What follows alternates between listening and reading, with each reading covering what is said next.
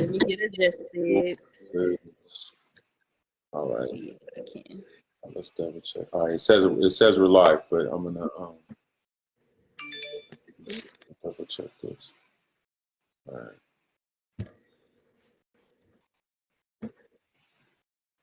Oh shoot. Okay, it's like a. Okay. So if you navigate away from the screen, all right, I do. Are we good? It's like a stall too, but I guess I'll get Oh used yeah, to it. it's gonna be a delay on your page. If Okay. like if you're looking at it from another page, it'll be a delay. How come I ain't got my camera? Oh, there we go. All right, here we go. If you want to, you can post all your links and stuff now. We'll get started in just a second. Let me just make sure I have it. Okay, so I don't see any comments or anything, so I'm just The how I did it was on your phone. no, I'm on my laptop, but how I'm doing it is I'm gonna close this one. This says 11 minutes. It's gonna be right. Is it been 11 minutes? Okay.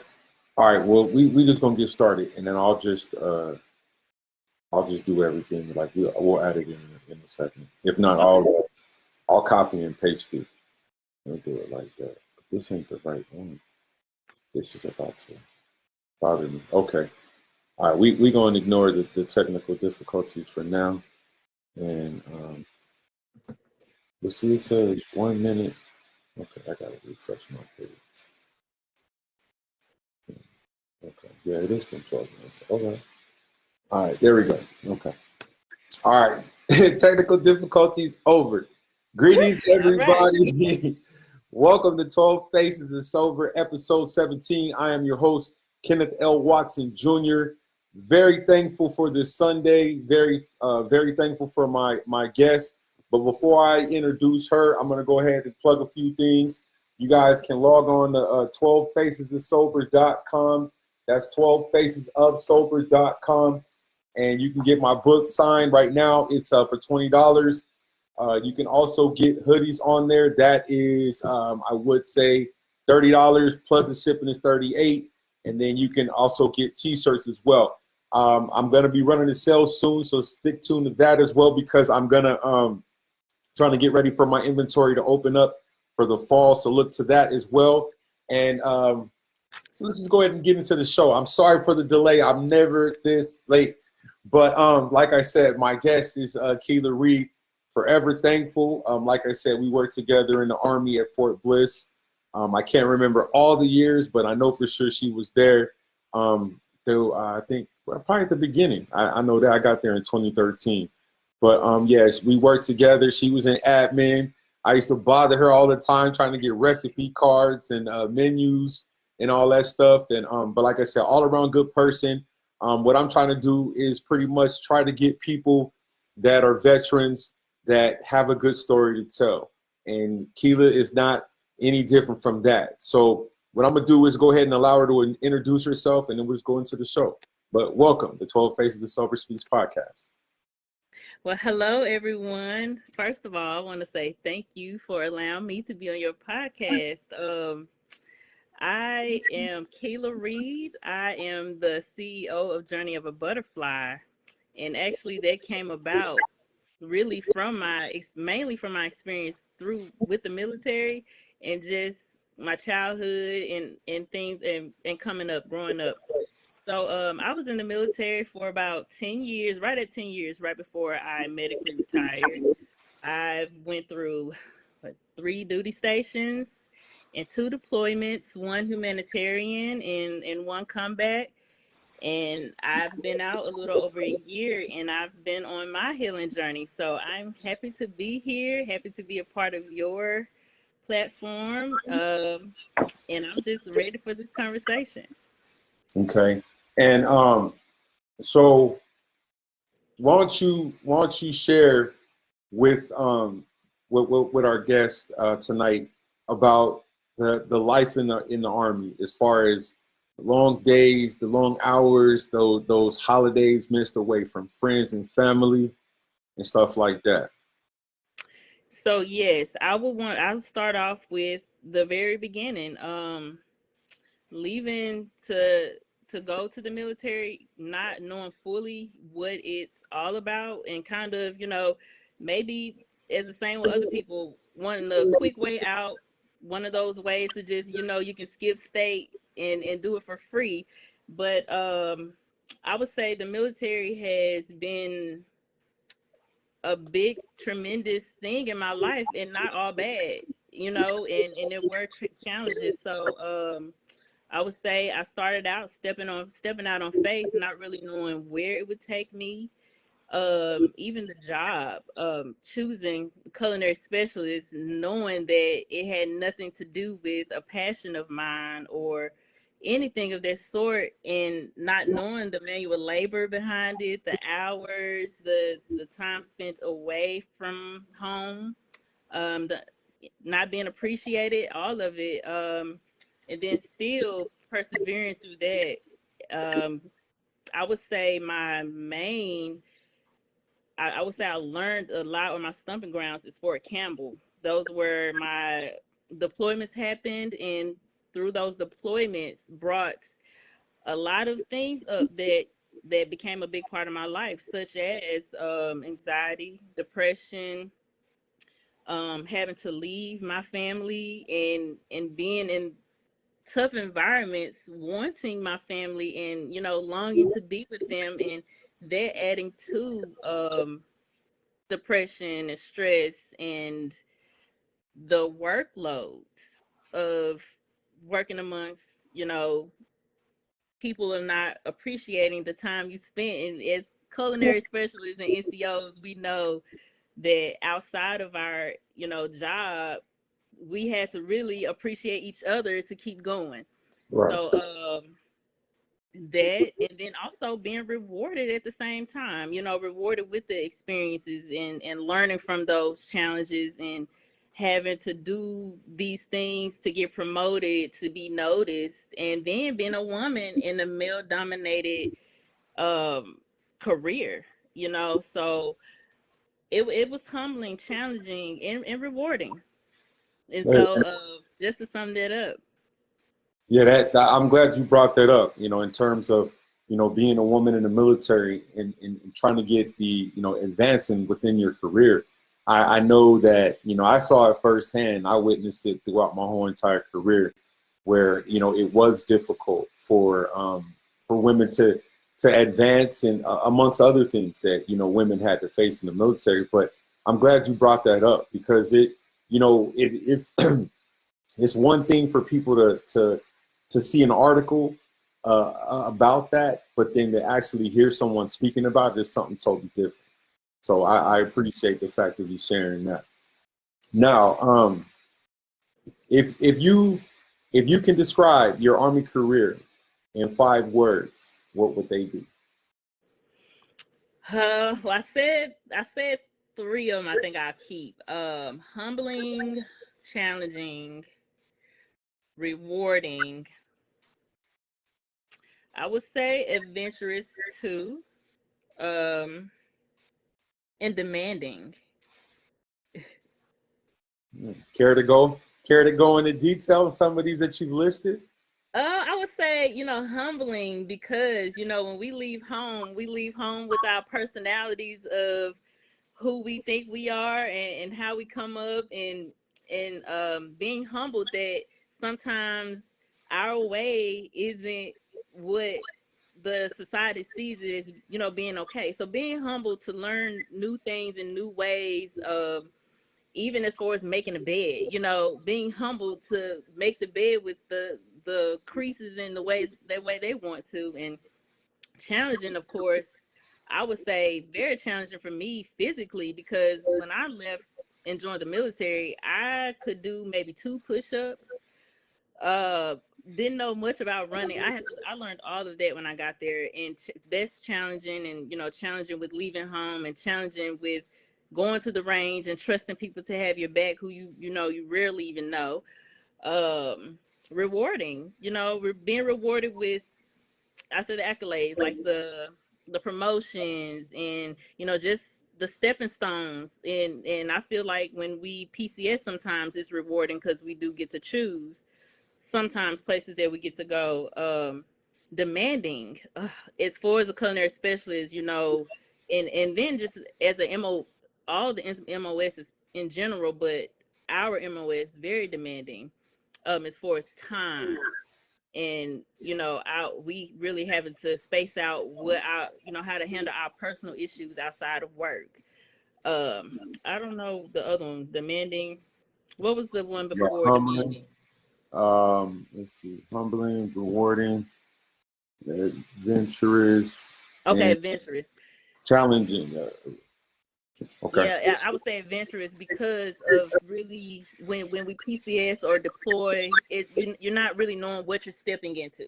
So that could be exciting, scary, adventures, all that in one. So those are my five. And now you mentioned that you were deployed. You said twice or three. You said two times or three? Twice. Twice. Now, obviously, you're the only person that could tell that story of what you experienced. Now, during that time of being separated, not only away from your family, but in a whole nother country, in a war zone, how did that affect your mental health? Actually, so Africa was my first deployment, and that was the humanitarian one. But I will skip and go to Iraq because that's where started to have symptoms of anxiety. And so being there and being in an environment like that, I didn't know how heavy it would be on me until I got there.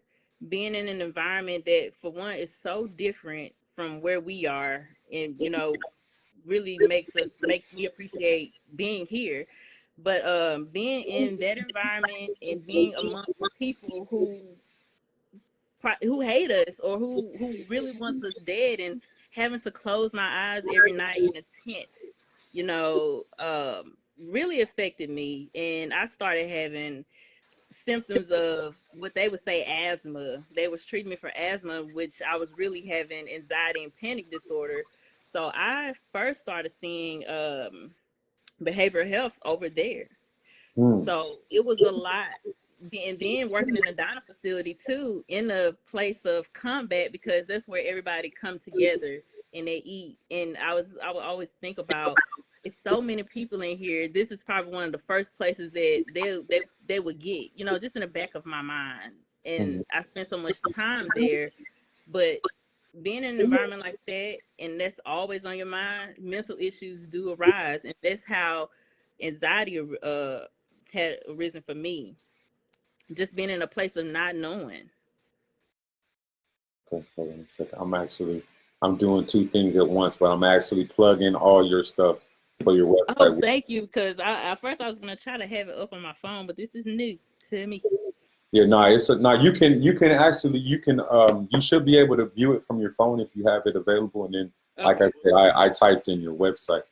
Okay. Just but I was listening to everything. But yeah. So my next question is, as I was looking on your Instagram account, I noticed that you have okay. You know what? Let me step back. So now you said you got out the army. You said last year, so you've been out roughly. You said about a year. Yes, a little bit over Okay. a year. And so how was it the transition from the army, army life, and how many years you said you spent in the army? Around 10 10 years. years. So Yeah. so how was that? Did you go from 10 years of basically being told what to do, what to wear, all that stuff, to now you don't have, It was definitely an adjustment. And you know what? I kind of feel like when I got out, I kind of got a little worse before I got better. mm, Because I went from a place that, even right before I got out, and you know how they send you to all these classes and things to prepare you to get out. And I remember sitting in those classes and thinking to myself, I'm finally going to be in a place where you know, no one is going to tell me what to do. And honestly, I did not know how I felt about that Mm. because it was so many years of just doing what I was told and knowing every day what my job was going to be. When I got out and then COVID hit the same time frame, I think I went on my leave around the same week my daughter was being pushed out of school for COVID. So I had all these plans of going to yoga classes, starting these new different, I didn't really know what I wanted to do, but when that happened, it set me all the way back and I actually got worse before I got better. I put on weight. I feel like I lost my sense of purpose. I didn't know how I was supposed to show up anymore. And I think even with that drinking increased too. Mm. So I went through a period and then trying to parent and get used to this COVID. So I went down before I something clicked, and I had and going through what you call it counseling too. So it was an adjustment because I no longer had nothing to do, and I didn't like that. I did not like having not having a purpose, having a why, and so it was I one day we went to the park and we were taking some pictures, and I don't know if I looked at the pictures that same day or maybe a week after that. I looked at those pictures of myself and I saw the weight gain. I saw the changes that I was making, and I did not like who I saw. And to be honest with you, I felt like all the things that I was putting into my body, I was trying to cover up something, and I didn't know what that was. It just looked like I was just piling either alcohol or food, just packing on, just trying to hide myself, and I was turning into somebody that I didn't even know. And so when I looked at those pictures, I think it really just made me say to myself, I need to step back. Mm. And then being emotionally vulnerable and angry and sad, I was in a hole, a deep hole. And, when I got to a place that I was okay leaving my daughter here, if I had died, I knew it was time to step back. And I didn't really even know how to go about doing that. So I kind of just turned the phone off and in a way just kind of telling my family, look, I'm going through some things right now and I just need people who really love me in my corner and people who wouldn't judge me for where I am in my corner. And I had shut up. I basically got to a place where I was mute in a sense, but I was still existing. I didn't say, I'm done with everything, but I had to really minimize what I had going on and what I could tolerate. But even within that, therapy helped me a lot. And I never appreciated therapy so much until I actually saw the benefits in it. I've been going to counseling since 2016, since their deployment. Mm-hmm. And I always would downplay it, like this isn't for me, or I found some way to downplay it. Even the group therapy I would go to, I would talk so much junk after those group therapies and Mm-hmm. saying, oh, they wanted me to meditate, they wanted me to talk about how I was feeling. And coming from an angry place, I now I see the difference. But then also too, having the right counselors made a difference.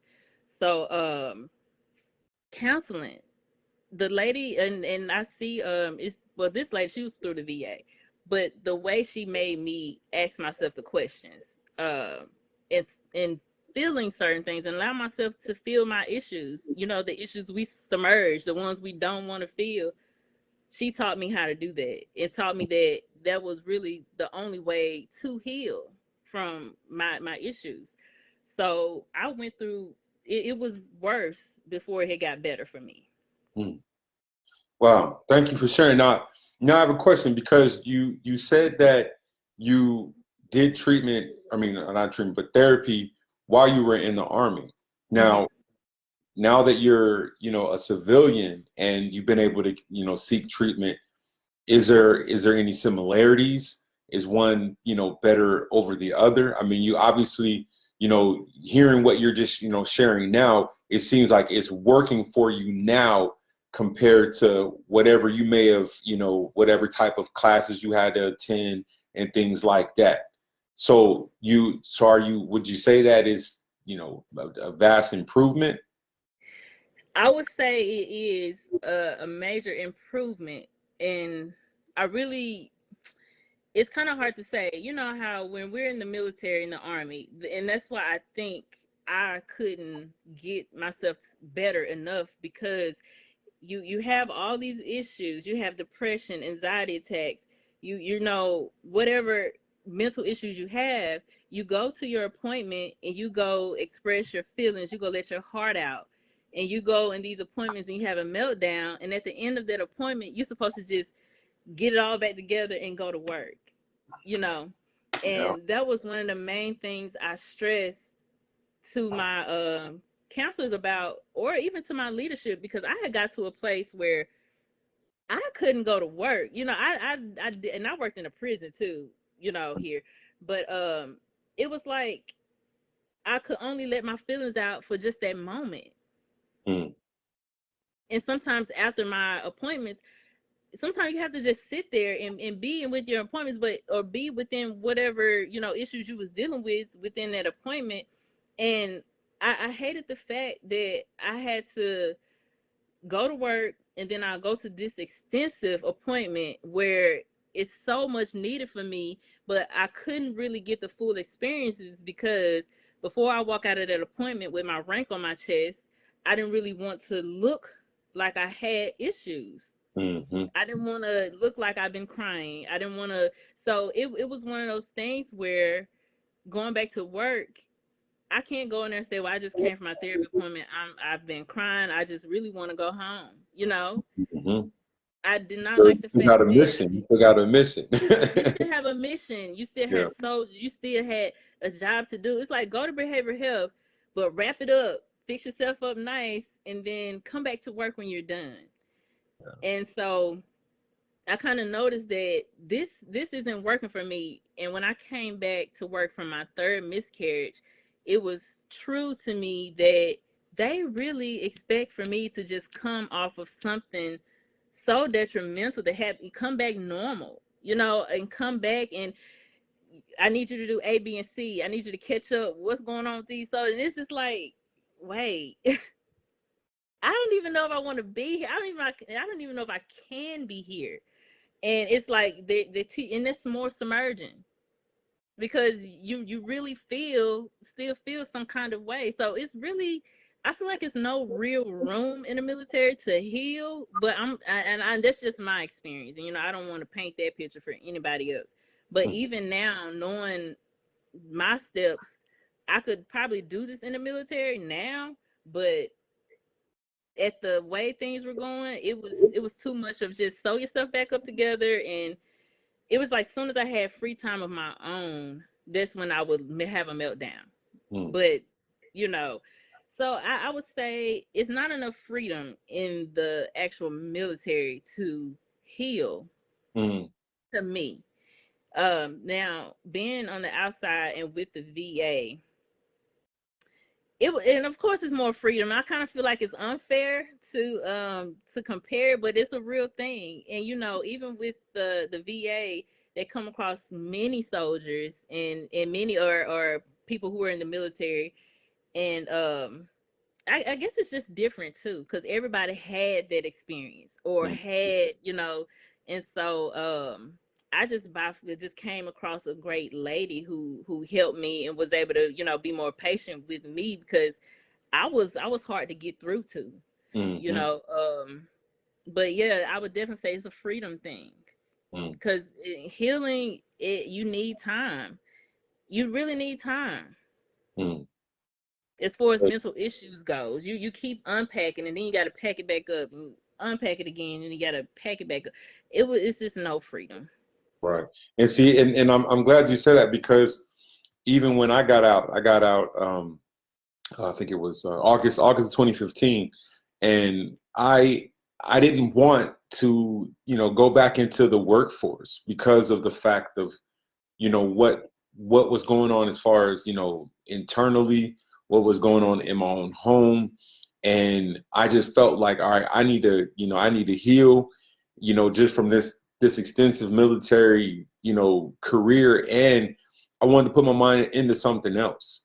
And a lot of times, people around me at that time didn't understand that, because I was just like, emotionally, I don't want to deal with any type of superior.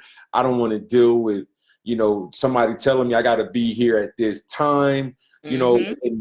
but people didn't understand that. And that's what, to me, is in my message to veterans, and just to anybody, if they have the opportunity, is that if you are in a high demanding, stress related type of job, that you give yourself just that time to kind of just deflect, and True thing. because, like I said, I look back at it now, just how I'm like, wow, like I was in the military, like I did all this stuff while drinking, you know what I'm saying? Maintained to have a career for 6 years while drinking, you know what I'm saying? On duty, you know what I mean? Like stuff like that. And I'm not happy, you know what I mean? But I sit here and I think to myself, like, man, if I would have been sober, I could have did 20 years. You know what I'm saying? I would have, I would have gave myself to that. And even with relationships, if the relationships weren't healthy, I would have been able to make those sound decisions to walk away from them. So that was the type of thing where, for me, it was like a clouded judgment. And like I said, I was glad, and I am still glad that I finally did, make that choice to get sober, Mm-hmm. because getting sober and getting therapy, because, those were, very, very important things. Is that, like, once I addressed the health issues, that it was like, okay, now I got to deal with this mental health. And, we'll talk about that in a few minutes too. But even with that, like, I didn't grow up in a family where it was like, okay, yeah, you can go to a counselor and go talk about your problems. I mean, I seen trauma as a kid, didn't understand it, didn't know who to talk to. I mean, I told my sister, LaQuisha, big shouts out to her, but that's still, she's not a paid professional. She's a family member. You know what I mean? And so now at, 41, about to be 42, it makes it so much easier that, I have that option, and the choice for a therapist. Like, if I don't like them, guess what? I'm replacing you. Moving This, right on. say that's the one Yeah. thing I would love, I love about the VAs. Okay, I don't like you, you don't like me. Okay, we can go ahead and switch and go to somebody else. Exactly. Yeah. So And I that's would. a real thing too. In being an advocate, that's being an advocate for yourself. This is not. I'm not really feeling the relationship, the vibe, and moving on, because that's one thing in the army, that if you, God forbid, you don't like your counselor, your therapist, they probably send you somebody worse.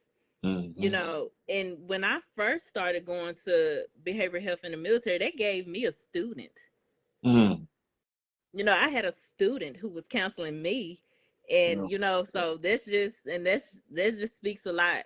And but I definitely understand. But I even feel the same way with you, the same as you, when you saying how things could have been differently.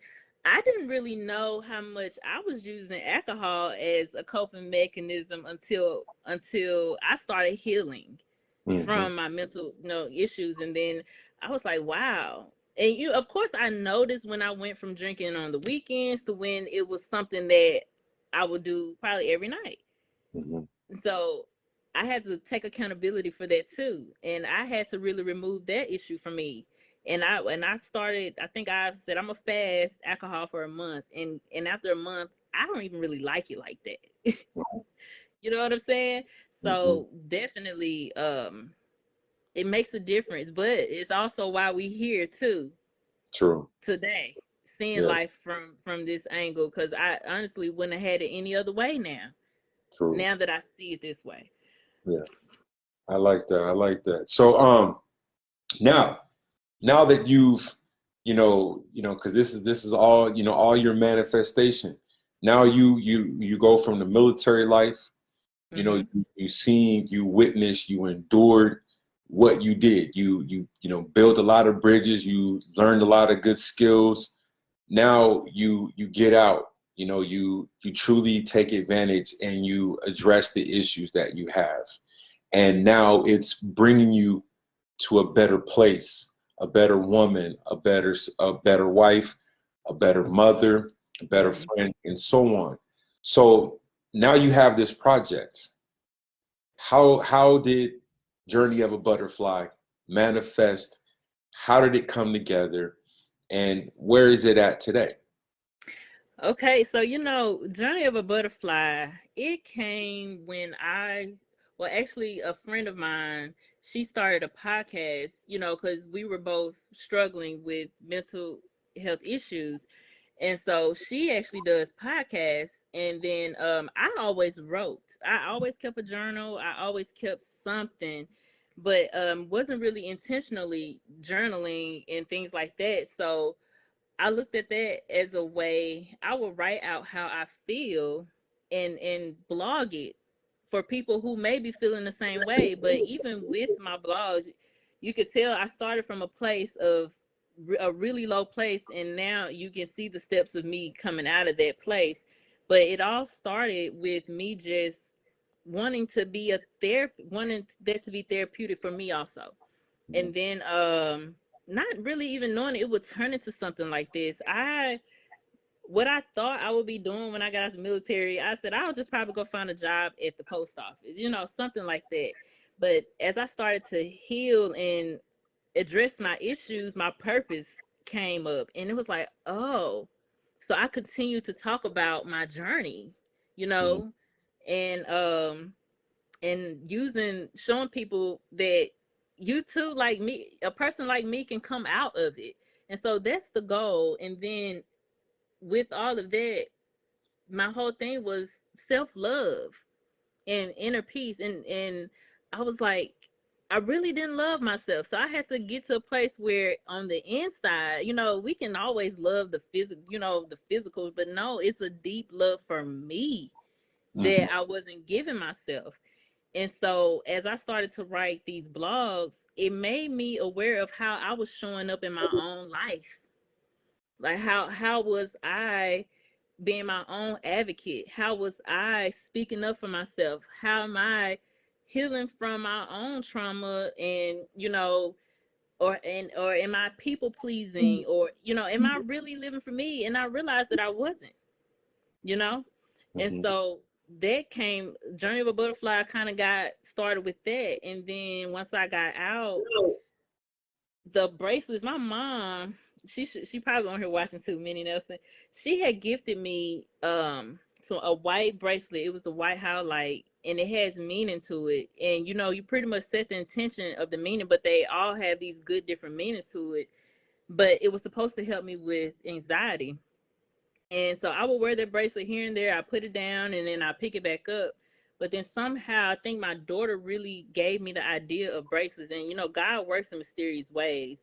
And Mhm. then as I started to really connect with myself, I started to really hear the messages and catch on to the symbols that was thrown at me, even things as noticing that alcohol was an addiction for me.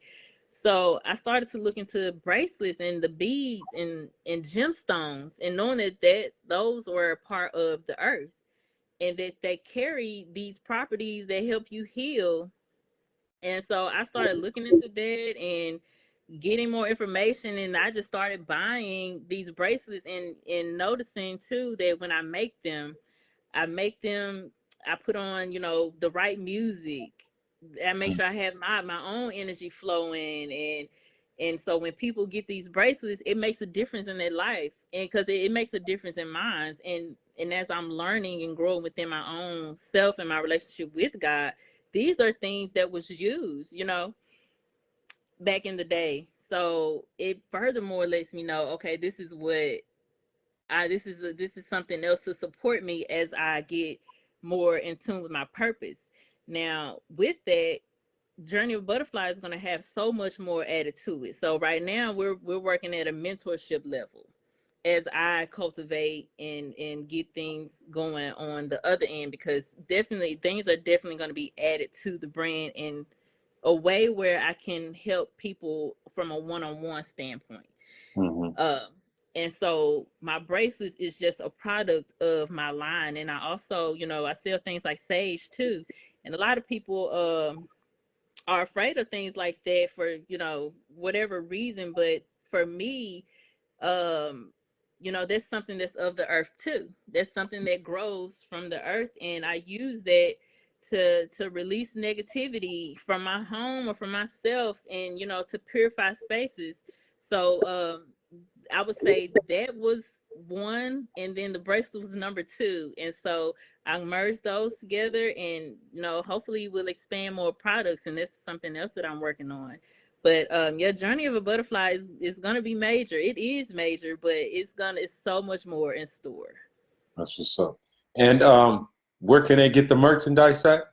So journeyoverbutterfly.net. It has my blogs, and also just a little bit about me and my products. You guys heard that, journeyofaButterfly.net. Like I said, well, as you were speaking, my lady, she's not on Facebook, but I know she's gonna love this because she's into a lot of the healing as well, but she gives me the rocks for anxiety, and I put it in my gallon of water, and she's to the point where it's like you got to put it in a glass and let the sun hit it to get the See, energy. well, that's what I'm talking about. But Yeah, I have yeah, all my so, little rocks over here supporting yeah, me from the yeah. side. Hmm. And this is another thing that made me start looking at these, the beads on the bracelets. Hmm. Yeah, I so like her. and you know what? She's up there by you right now. She's up in Olympia. Oh, well, I live in Lacey. That's really Olympia too. We're right here by each Oh, other. shit. Okay, I'm gonna have to let my lady know because she's up there for work right now. Okay. Yeah, she does traveling traveling social work. That's what she does. So she's up Okay. Well, there. maybe me and her could connect if she's here for a while. Yes, Yeah, definitely. yeah, for sure, for sure. And then let's see. Oh, look, see, you already got that part. Now, you're so you're a veteran that owns a business. Now, how like being a business, this is my first time owning a business, and it's amazing. So how is that feeling of, being your own boss, working for yourself, setting, when you want to work, things like that. Being that you just coming from an environment where it's like, okay, sun up, sundown, do this, do that. So how was that for you? It's different. And it's still different because sometimes, when I look at what I'm doing, I guess because I love it so much, and it's really not work when you're being yourself. You're using your own experience to help other people. But at the same time, I do have to remind myself you do need to be organized, and I'm such a procrastinator, so I've been working really hard on, keeping my own promises. When you come from a place where people's telling you what to do, and then you at liberty to do whatever you want, it still takes responsibility and accountability. And working on your craft is something that you should do often. And I found myself some days I can get so caught up, but even when I'm not working, I feel like I am, because you have to take a mind break, and you have to give yourself that space. But my main thing was being responsible and accountable, and keeping my own promises with myself, because you can get away from it. And even with this business now, marketing yourself, or telling, or I guess I'm in a phase now too where I'm realizing or trying to gather my audience. So then that's a big thing too. And researching, connecting, networking, like how we are, it's a big thing. It's not hard, but it's something you have to stay up on top of, like especially for me. Right. Because I feel like I'm juggling a few different things. And when Mhm. I'm not online, it may look like much is not going on, but as business owner, you're trying to figure out, okay, how can I add to it? Mhm. In what ways can I add to this? Or and then not being in a competitive way, but seeing what else is out there that's kind of doing the same thing that you're doing, and then maybe connecting. And a big part too that I have to do is giving back to the community. So that's another thing that I add to my list. How do I get back to the community? What do I want to offer? Also, it's fun and it's exciting, but it's something that you cannot, I would say, get too comfortable with. Mhm. And being uncomfortable is probably a good place to be. when creating, especially at the beginning phases, because it's a lot of not knowing. Because like Mm-hmm. I feel like this kind of fell in my lap, even though it's the purpose. But when I started it, I didn't know that when I got out of the military, yeah, I really don't want to work for nobody no more, you know? Mm-hmm. And Yeah, it's a because real thing of giving yourself that break to actually know what you want to do. Because a lot of people, we get out and we go right back to work mm-hmm. without even giving your own purpose, your own passion a thought. Right. Because I feel like it's something in us that we supposed to give back to the world in some kind of way. And yeah, not everybody's supposed to be a business owner, but it's something of that we offer as the gift that we had that we supposed to be able to give back. They're supposed to be fun. They're supposed to feel good, not Mm. always tiring. So it's definitely rewarding. It I did not see this coming. I'll say that. I hope that didn't freeze. Uh-oh, you Oh yeah. froze. So, I don't know. I think we're experiencing a storm, so that might have been the Okay. reason why. From like, I'm just realizing that it's like dark outside. But yeah, Oh wow. no, Okay, yeah, we're good. no. Yeah, I wanted to say to add on to that too is that even for myself, like when I did my first public event for Juneteenth, I was so nervous. And now, mind you, I have a radio background. I worked in promotions in the early 2000s where I had to interact with with the community, mm-hmm. but it was different because it was my product. It was me.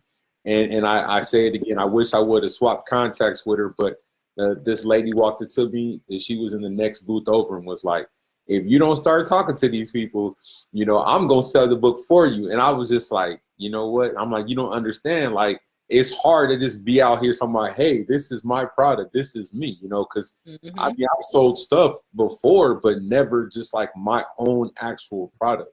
You know what I'm saying? That you put your true time and effort and your thought into it. And, you're selling your product. So I thought that was really cool that you shared that. Now, I forgot to ask you, and I wanted to ask, what are some things that you do, um, like for myself, like I love to get out and walk around the block a couple of times Mm-hmm. just to get that fresh air. But if you like for that natural medicine to get out and explore, what are some things that would, if you're having a tough moment? I know you mentioned journaling, but Mm-hmm. are there any other things that you do that Yeah. kind of eases the tension? I know you mentioned you're creating the bracelets and things like that, but are there anything else that Yes. I would say, and this is the main thing that I could not stand doing at first, meditating. I would say meditating changed my life. I feel like after getting to a place of being able to relax and keeping my eyes closed and being able to breathe and things, it opened me up to so much more after just being patient with myself during the process, because meditating isn't easy at first, and Mhm. it's so hard to it's so easy to get away from. And I find, and I think I use the same excuse people use now, I can't shut my mind off, I can't keep my eyes closed. No, the intention is to keep doing it. Anytime you find resistance on something, to keep doing it. And so meditating, and in which I really feel like that led me to being able to clear my head, to really see where I am in life. So meditating, and like you said, walking. When I first started weight on myself like that, I had promised myself I would get up and walk every day. But the intention with walking was to lose weight. But when you're outside and you're connecting with the earth and you're connecting with the sun, and all of these different things, that's healing within itself. Mhm. So you put yourself outside to be within Mother Nature and all of that. So that was healing. And Mhm. even there's a such thing as walking meditation, just walking and allowing yourself to think about whatever it is on your mind, and then knowing how to release the issues, because it's a process with that too, knowing what to do within your meditation. Because I Mhm. use meditations for a lot. I use it to connect with God. I use it to release the issues that I have. And so meditating, walking, exercise, is a good one. And I think I know giving up something that means a lot to you for a week or a day, fasting. People sacrifice social media for a certain amount of time. You sacrifice meat for a certain amount of time. Give up something that you can go without for a little bit to kind of see what they do too, Mm. because we so used to having everything. Well, give up something to see how that makes you feel. Give yourself a break. Give yourself a break from alcohol. Give yourself a break from fried foods. So I would say sacrificing something too, Mm. fasting something, letting go of something that you see that could be something that's getting in the way of you getting to yourself. Some people get up in the morning and roll over to social media. Some Mm. people get up in the morning and roll over to what the drink, Mm-hmm. candy, anything, so really trying to get those things that may be standing in your way out your way for a little while and seeing how that makes you feel, because that's what I did with alcohol. And when I did that, I was like, wow. And when Mm. I got emotional, when I decided to fast the alcohol, I said, wow, again, because this was a real issue that I was denying. Mm. So allowing yourself a break from those things that you might not think is in the way, but could be in the way. Mm. That's real good right there. All right, let me see. Hold on. So, before we wrap it up, I got a question because this is from a woman's perspective, and so I guess this is just a general question. This is we're neither one of us are professionals, but I would ask, what would a piece of advice or something that you would share with women that may suffer from mental health issues and may I ain't gonna say hide behind, but may shy away from seeking, to go see a counselor to address whatever issues it may be. What advice would you give them, being a person that has, this in, this seeing a counselor and has the I, experience itself? I would say, especially from a woman, being your own advocate, being your own advocate, using your voice to express how you feel. A lot of times in the military or in in the army, whatever, any workplace, we submerge ourselves to mix within the group, because we're hardly ever seen amongst, especially like the male dominated career. We're hardly ever seen, and we get looked at as weak or whatever, angry, especially angry. So I would say, being your own advocate. Our voice is power, not falling in the shadows, not being pushed in the shadows, using our voice to express ourselves, to let people know how they're treating us if they aren't treating us the best. And what else? Work hard, and then being true to who you are. Walking your own authenticity, because we are all different, we're all special. We are all, we have our own unique character. Being yourself. I think that's one of the biggest things in the militaries. We try to be like that person next to us, because a lot of times people get praised for how they show up physically, PT and all that, not showing up in your how you really are mentally, in your mind, just your individual self. So a lot of times we had to go and get strong and then come back and bring our personality with us. We couldn't just be, we had to go and prove so much. So being yourself authentically, like being yourself and not trying to measure up and size up. And I think, and this is one of the biggest things I've been getting away from now, is comparison. I do not care to compare at all, because no matter how much you compare yourself to somebody or compare a business to the next, you're stealing somebody's joy. Mm-hmm. So when I go compare myself to the person beside me, I'm either stealing their joy or I'm stealing mine. So if we can get away from trying to be like the person beside us and just learn who you are, learn what makes you feel good, and what brings you peace. I'm telling you, I had to stop looking at what everybody else had beside me and see the person for their own individual self as I had saw myself. So just don't compare, don't size yourself up against the next person, because we bring something different to the table. We all do. Hmm. I like that. I like that. Now, let's see. I got oh, um, now, do you have any advice? Now, like I said, I have, my biases on the military and yay or nay, and it has its pluses and minuses. But I guess for you is what advice would you give these young people just graduated high school? They're still running the option. Do I want to go to college? Do I want to go to work? Shall I join the military? I'm uncertain. So, what Mhm. advice would you give these young ladies that just graduated? What would you give them if they wanted to go to the military? I would say, if somebody wants to join the military, to do your research. Do your research, and also, do a self scan. Is this something that I can do? And honestly, you can't. I felt like I couldn't do enough research to actually know. You have to put yourself there sometimes. Sometimes you just have to put yourself there. But I would say, do your research. Know, and I say, be brave when it comes to you.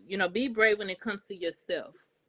And I just feel like when you put yourself in a place and you gonna step out on faith, just be strong within that.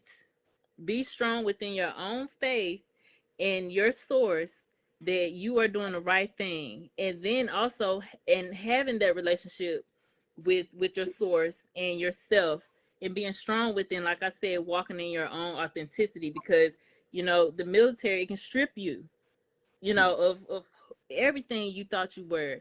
And then you pick up those pieces, and now you're adding up. So how we say we want to be like this leader, we want to be like it, we take so many things from other people and we put them on us.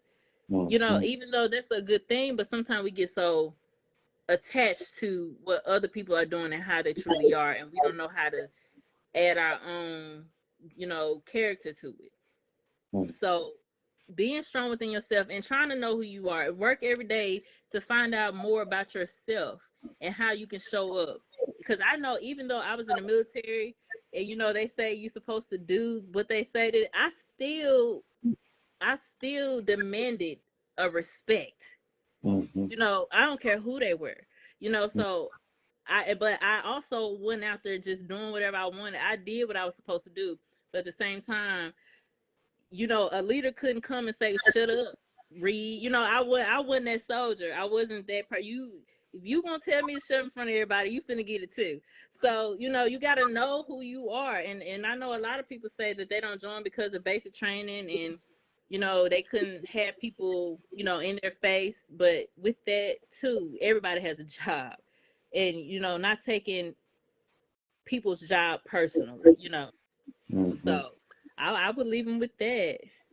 Yeah, Keela, let me tell you, this has been a great conversation. Needless to say, I commend you for serving the country, making it through the deployments, being able to talk today about your story, and Thank you it's for having me. You made me break the ice with myself.